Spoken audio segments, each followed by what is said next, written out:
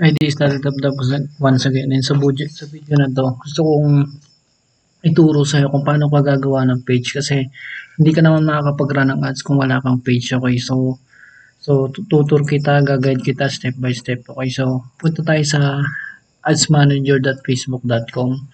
Okay, so nandito tayo sa ads manager. So punta ka lang dito sa ads manager mo. Okay, so click mo tong all tools. Okay, pagpunta mo dito sa all tools, punta ka sa business setting.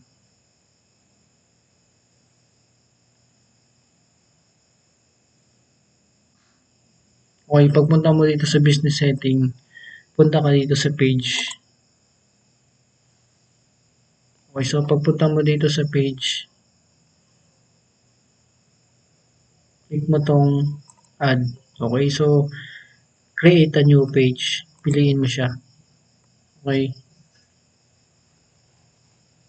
So, um, gawa tayo ng page. Okay, so, halimbawa, sleep sales system.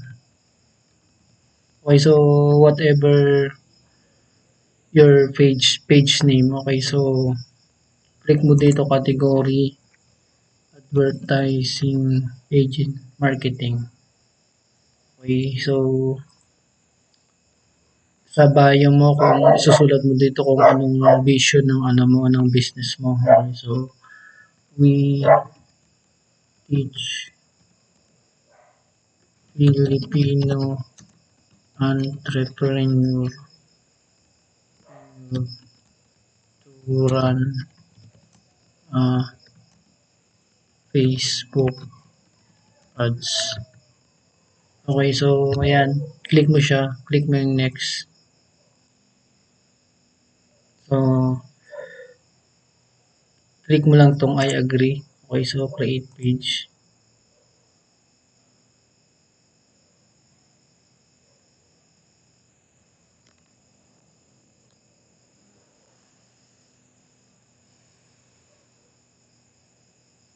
So page created successfully. So sleep cell system has been created and added to MPH. Okay, so click mo done. Okay, so yun, may page ka na, no? Tapos click mo tong page mo. So view mo on Facebook.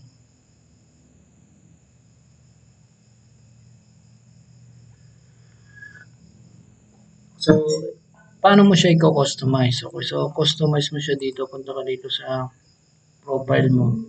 Hanapin mo yung page. Okay, so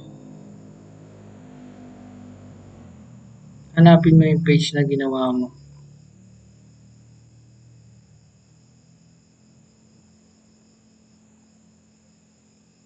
Okay, so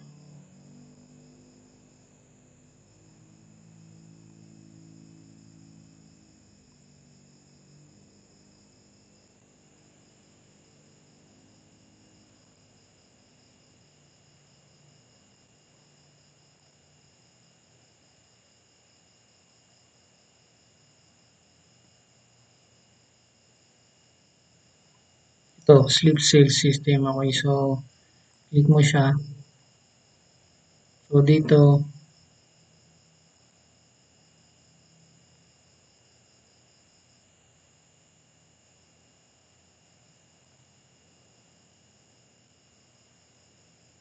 okay, so nag-switch muna pala tayo sa mismong dashboard niya. Okay, so pag nandito ka na sa ano mo, sa home. Okay, so punta ka dito sa account sa home. Okay, so pwede mo na dito lagyan ng photo. Okay, so lagyan mo ng photo dito. Upload photo sa computer mo. Okay, so pictures.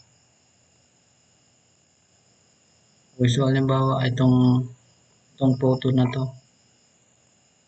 Okay.